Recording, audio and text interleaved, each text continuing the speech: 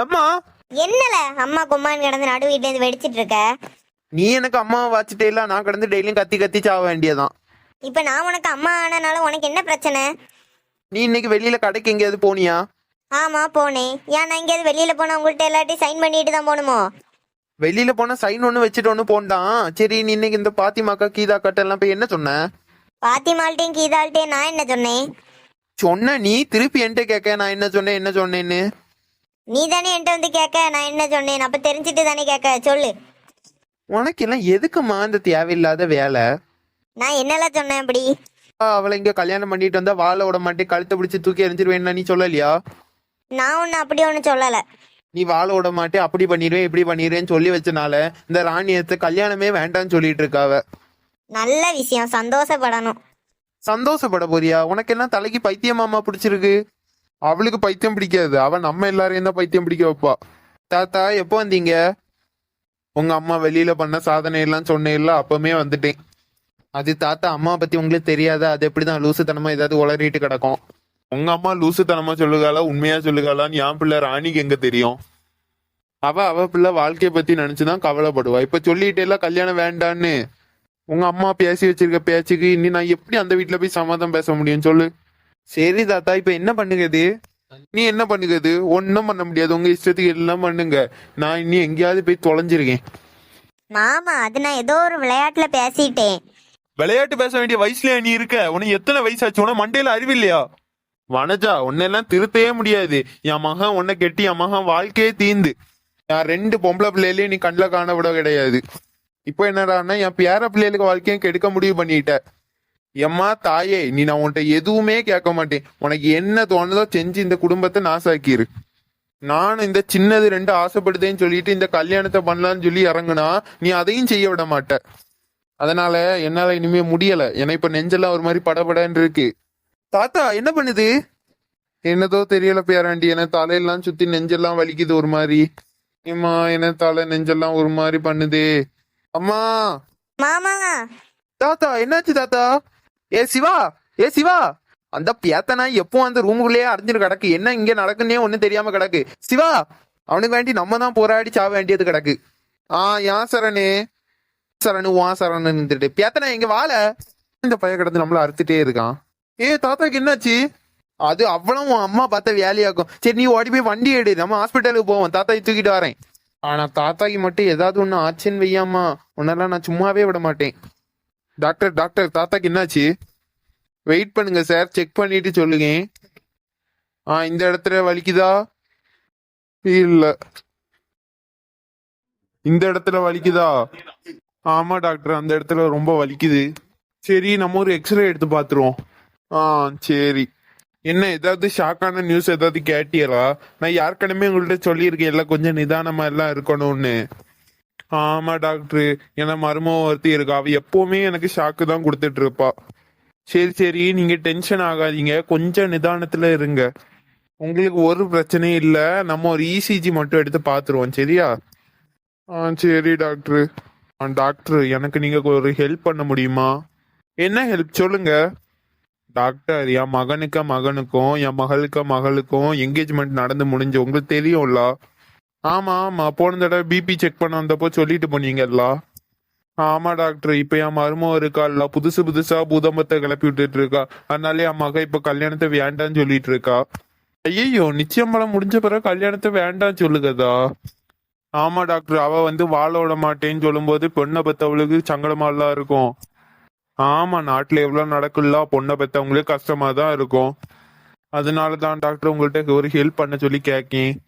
சரி, என்னன்னு சொல்லுங்க பாப்போம், செய்ய முடியுதா செய்ய முடியலையான்னு. வேற ஒன்னும் இல்ல டாக்டர், என் பேரனும் என் பேத்தையும் விரும்பிட்டாங்க, இன்னி கல்யாணத்தை பண்ணாம இருக்க முடியாது. சரி, அதுக்கு என்னால என்ன பண்ண முடியும்? டாக்டர், இப்போ உங்களால மட்டும்தான் டாக்டர் இந்த ஹெல்ப்பை பண்ண முடியும். சரி சொல்லுங்க, ஒரு நல்ல விஷயத்துக்கு நம்மளால என்ன பண்ண முடியும்னு பாப்போம். சரி டாக்டர், இப்ப எனக்கு உடம்புல பெரிய அளவு பிரச்சனை ஒண்ணும் இல்ல அந்த அளவுக்கு எல்லாம் பிரச்சனை எல்லாம் இல்ல. ஆனா நீங்க இதை வெளியில யார்கிட்டயும் போய் சொல்லக்கூடாது. எப்படி தெரியுமா சொல்லணும்? அவங்களுக்கு ஹார்ட் அட்டாக் ரொம்ப சீரியஸா இருக்காங்க அப்படின்னு சொல்லுங்க. ஐயோ. ஆமா டாக்டர், அவரு பொழைக்கதே கஷ்டம், இன்னும் 2-3 நாள் தான் இருப்பாரு. அப்படி இப்படின்னு சொல்லி 2-3 பில்டப்ப போடுங்க. சரி, அதனால இப்ப யாருக்கு என்ன நடக்க போகுது? நீங்க மட்டும் இப்படி சொன்னீங்கன்னு வைங்களா, என் மொத்த குடும்பமும் வந்து என்கிட்ட இருந்து கதறிட்டு இருக்கோம், அப்பா செத்து போவாரோன்னு உள்ள இதுல. அந்த நேரத்தை நான் எனக்காக யூஸ் பண்ணி என் பேரனுக்கும் என் பேத்தியும் கல்யாணத்தை பார்க்கணும்னு சொல்லுவேன். கல்யாணத்தை பார்க்கணும்னா எனக்கு புரியல, அது எப்படி? டாக்டர், பெருசா நடந்தாதான் கல்யாணம்னு ஒண்ணு கிடையாது. பசங்க ஆசைப்பட்டா எந்த இடத்துல வேணா கல்யாணம் வச்சுக்கிடலாம். அதனால இப்ப என்ன பண்ண போறீங்க? எப்ப என் உயிர் போயுதுன்னு தெரியாதுல்ல. அதனால ஒரு மஞ்ச கயிறை வாங்கி என் பேரன்ட்ட என் பேத்தியை கேட்ட சொல்ல போறேன். வேணும்னா கொஞ்ச நாள் கழிச்சு அவங்க அவங்க ஆசைக்கு ஏதாவது பெரிய பார்ட்டியா எடுத்துட்டு போட்டோம். நீங்க கடைசி ஆசைன்னு சொல்லிட்டு இந்த கல்யாணத்தை நடத்தி முடிச்சிருவீங்க. அடுத்து நீங்க எந்திரிச்சு வரும்போது உங்க மொத்த குடும்பம் உங்களை அடிக்க வராது. அதெல்லாம் ஒண்ணும் பண்ண மாட்டாங்க டாக்டர். உண்மை தெரிஞ்சாதானே அடிக்க வருவாவ. இந்த உண்மை உங்களுக்கும் எனக்கும் மட்டும்தானே தெரியும். ஆக மொத்தத்துல நான் ஒரு நேர்மையான டாக்டர். என்ன பித்தலாட்டம் பண்ண சொல்லுதீங்க? 1000 பொய் சொல்லினாலும் ஒரு கல்யாணத்தை பண்ணான்னு சொல்லியிருக்காவல்ல. நம்ம என்ன அவ்வளோ பொய்ய சொல்லிட்டோம்? ஒரு பொய் தானே. சரி சரி, இதுவும் நல்ல ஒரு விஷயம்தான். என் ஆஸ்பத்திரியில ஒரு கல்யாணம் நடக்க போகுது. கல்யாணம் மட்டும் இல்ல டாக்டர், என் பேத்திக்கு டெலிவரி எல்லாம் இங்கதான் நடக்கும். சரி, நடிக்கிறதுன்னு ஆயிட்டு நம்ம 2 3 டெஸ்ட் எல்லாம் எடுத்தாதானே அவங்கள நம்ப வைக்க முடியும். பணத்தை பத்தி எல்லாம் கவலைப்படாதீங்க டாக்டர். என்கிட்ட இஷ்டத்துக்கு பணம் இருக்கு. என்னெல்லாம் டெஸ்ட் உண்டோ எல்லாத்தையும் எடுத்து தள்ளிடுங்க. ஆக மொத்தத்துல எனக்கு ஒன்னே ஒண்ணுதான், என் பேரனுக்கும் என் பேத்திக்கும் நல்லபடி கல்யாணம் நடக்கணும். டாக்டர் டாக்டர், என்னாச்சு டாக்டர் எங்க தாத்தாக்கு? அது எப்படி சொல்லுகிறதுனே எனக்கு தெரியல. வாயால தான் சொல்லணும், வேற எப்படி சொல்லுகிறது? டாக்டர் என்னாச்சு டாக்டர்? எங்க அப்பாக்கு எதா இருந்தாலும் சொல்லிருங்க.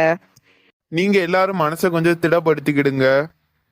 டாக்டர், நீங்க சொல்லதை பார்த்தாலே நான் பயமா வருது. என்ன சொல்லுங்க?